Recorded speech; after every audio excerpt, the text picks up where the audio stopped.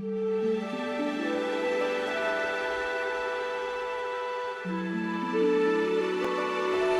vao tamin'ny fitondrana Ranavalona fahatelo akory no nisy ny disadisa ara-diplomatika tamin'ny fanjakana Frantsay sy Malagasy, fa efa nisy koa taloha tany. Ho fantaritsika sy adiadina eto ny antony nahatonga izany fifanondranan'izany. Fantatrary fa mbola nanohy ny fitakiany ny tany rehetra nomeny mpanjakany sakalava any Frantsa ny amiral Galbert, izay solotena ny fanjakana Frantsay tamin'izany, izay fifanekena sy fanolorana nataony mpanjaka tsy homeko sy tsy miaro tamin'ny Frantsa. Tsy nanaiky an'izany anefa ny fanjakana Malagasy, ary izao no antony nandavany an'izany.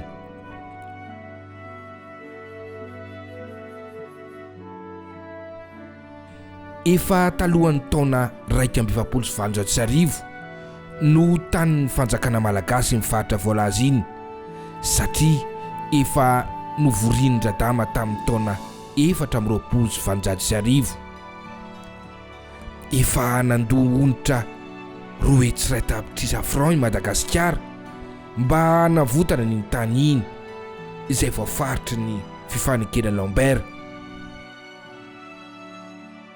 Efa nekeny Frantsa araka ny fanekena tamin'ny 1920 fa mpanjakany Madagasikara i Ranavalona. Nampitombon'ny Frantsay indray ny fitakiana ka vola 3 tapitrisa francs takiny noho ny fahavoazana rehetra niatra tamin'ny Frantsay hoy ny hatramin'ny siniady sy ny fifamaliny izay. Ary noho nanday izao fitakiana tsy mitombony izao ny fanjakana Malagasy, dia nasiany amiral mioty tafondro indray ny seranany Mahanoro ny 17 Mey 1920 sy ny seranany hafa tany a Tsy Nanaiky mba hisakanana ny fanjakana Malagasy tsy ahazo fiadiana avy any ivelany.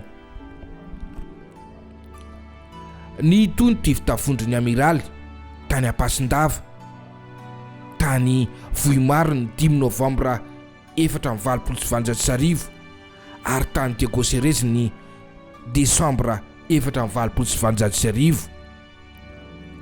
Tsy ampieritazonana ny seranana nefa ny Frantsay, sady nisy rivo mahirina nimba ny sambo 3 mpiadina ka dia nitady raharaham-pihavanana izy, ka nisy ny fifanekena ampitsarana ny ady ka toy izao zany.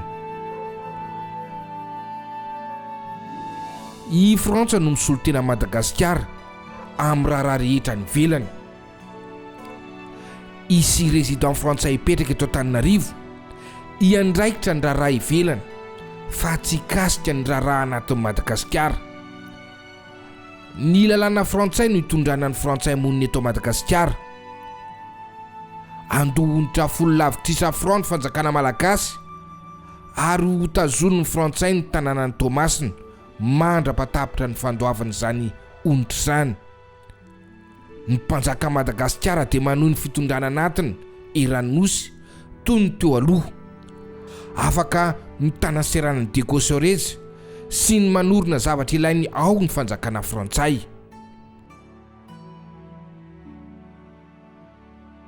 Nisy indray anefa ny olana vaovao.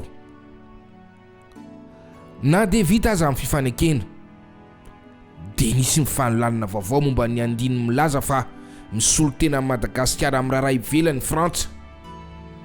Ny Prime Ministre Ranavalona dia nihevitra fa araka io andininy io dia ny raharaha ivelany Madagasikara ihany no anjaran'ny Frantsay. Ny Frantsay kosa dia nihevitra fa tsy ny raharaha ataon'ny Madagasikara ivelany ihany no ataony, fa ny ao anatiny koa dia ny raharaha rehetra ifandraisan'ny Madagasikara amin'ny firenen-kafa. Io fifanolana vaovaon'ny mpanjaka Ranavalona fahatelo sy ny fanjakana Frantsay indray no arahinao ao amin'ny fandarana manaraka.